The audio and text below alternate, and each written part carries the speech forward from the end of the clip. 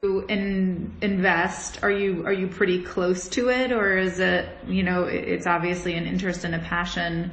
How intimately or closely are you involved with kind of the progress of these companies? Most of the time I'm not involved. Following the progress, obviously, but I tend not to be, because these aren't areas of my expertise, and so I tend not to be too involved. Okay. And are these opportunities, are you ever relying on your sort of financial institutions or those types of networks to bring these to you, or is it more self-directed? More self-directed and more of a network of just like-minded people, which typically does not include institutions. I see. Okay. And I'm not sure why that would be exactly. But, okay. I mean, sometimes it does, but usually not. So you don't perceive kind of the institutions to necessarily play in this space. They're more in the kind of the other buckets that we were chatting about earlier. Mm-hmm. Okay.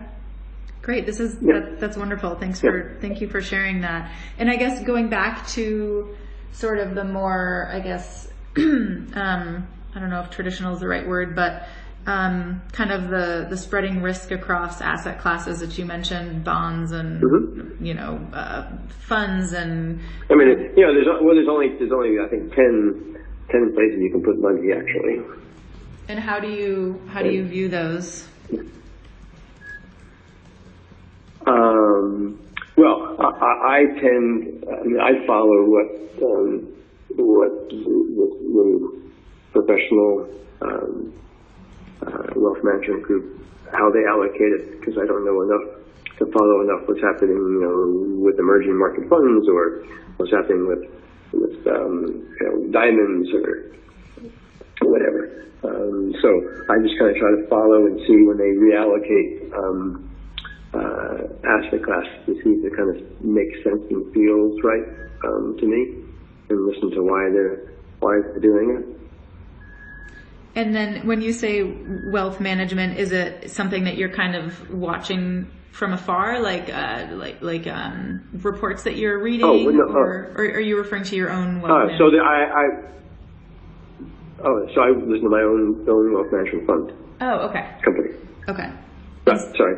Yeah. So you rely on the wealth management group at your firm to provide input, expertise on recommendations. On allocation and changing allocation to different asset classes. Got it. Now, I have to say that, so I know the results of the one that I use, and I also follow the results of the 4 or 5 other similar kind of companies, and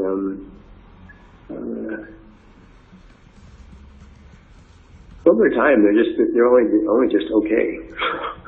The returns. Right. I guess in terms of wealth preservation, I guess it's fine. Mm. Do you have other expectations? I'm just sometimes surprised at I don't know, with all the hedging and stuff that it ends up, I guess it accomplishes what it's supposed to accomplish, but I always say, God, all this money, but I guess you're supposed to be preserving it, so I guess it's okay. And, when you say with all this money, are you referring to kind of your money or the fees? The fees, okay. Well, I mean, the fees, yeah. Yeah. With all the fees. So you may question the fees versus the returns. Right, but then I always have to remind myself that the whole point of this is spreading risk and not growth. So, but I just sometimes shake my head, and then I remember what I'm trying to accomplish. But.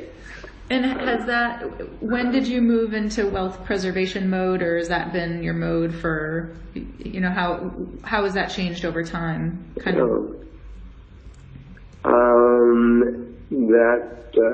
moved in that mode probably, was it 2002? 12 years ago, maybe. 12 years? I think. Yeah. And so what was kind of the mode prior to that? Was that, you just mentioned growth, was that more growth focused? Right. Okay. More growth, more risk. And so same institution, same wealth management group, but different allocation strategy. No, different.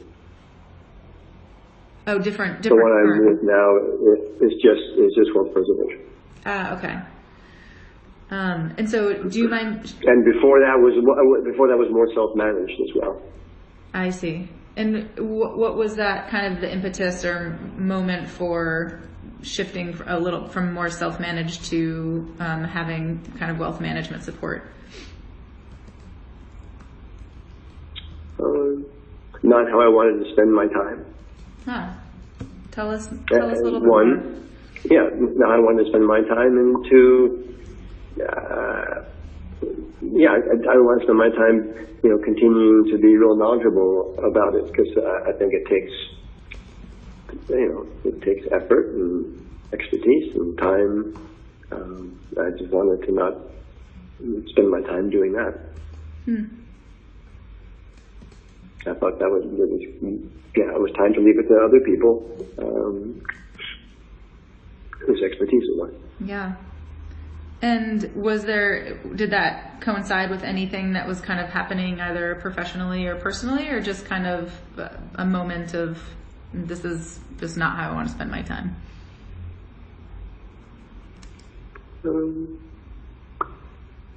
I think mostly that. Yeah. Yeah, mostly, not how I want to spend my time. Yeah. How do you want to spend your time? Well, I'm now in my second retirement, but working 7 days a week, so I don't know. not a good question. So I want to spend my time fulfilling why I'm here on the planet, in a sense, and I'm here to help people help people get information that they can use to improve their health. And that can come in many different, ways. But that's why I'm here. So that's what I want to keep on doing.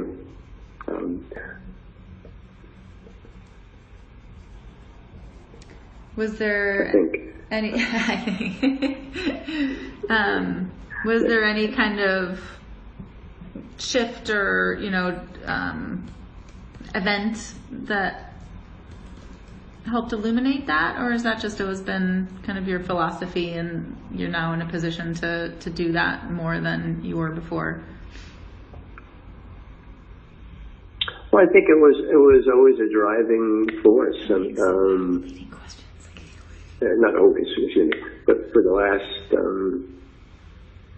I guess almost 40 years now, that it was a driving force. And it was interestingly, financial success and corporate growth and stuff were pretty far down the list of what I wanted to accomplish and what I felt was important to accomplish.